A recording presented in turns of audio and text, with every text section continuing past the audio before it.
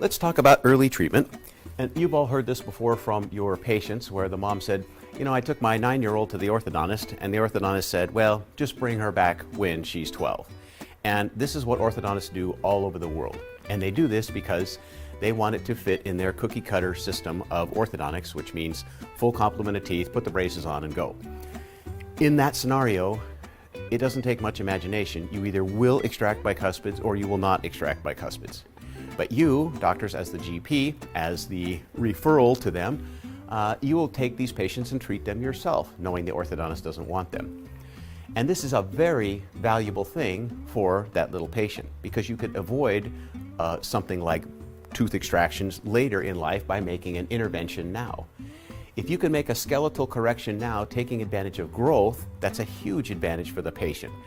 So to do that, anterior posterior means class 2 and 3. We just went over that a minute ago.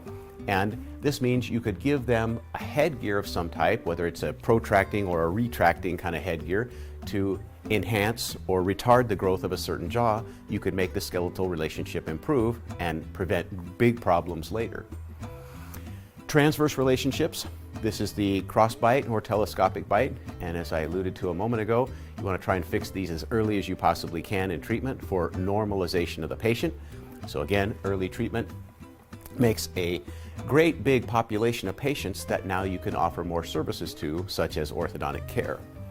Before you knew ortho, all you knew on these people was just to look for decay between teeth and whatever, and that's what you fix. But now it puts a whole new perspective on your young patient part of your practice.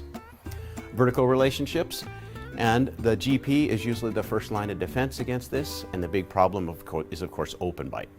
And that would be a patient that presents with an anterior open bite, usually due to a thumb sucking habit, possibly due to a tongue thrust habit. But when you have a dental open bite, it's got to be some kind of a muscle in there. So your choices are, it can be a tongue, it can be a lip, it can be a thumb, a finger, but it's got to be some kind of a muscle because teeth always erupt until they hit something. So if what they're hitting is a muscle instead of teeth, you're going to have an anterior open bite. And many times the mother will bring the problem to you and say, gee, how am I going to get them to stop sucking their thumb? And I always ask the mom, well, what have you done? And she says, well, I told him to stop. Well, that's not good enough, right? So anytime the patient is 6 years old or older, that's the time that you, doctor, need to intervene with the anterior open bite. Less than 6, if the patient stops by 6, then all the problems self-correct. So we don't go after a 4-year-old that's a thumb sucker because that's pretty much a waste of time. The reason this is so important is it's the skeletal growth spurt is the ideal time. And remember, the young patient like that has a ton of growth left. And we just investigated girls 11.5, boys 13.5, but there's a big curve of how that growth goes up. So there's growth all the way along until the growth stops. And we'll teach you how to read a wrist film, which is very useful to determine the timing for your patient because the long bones that are in the hand develop the same way that all long bones in our bodies develop. And we can use this knowledge to kind of tell how old they are skeletally and how much growth they have left.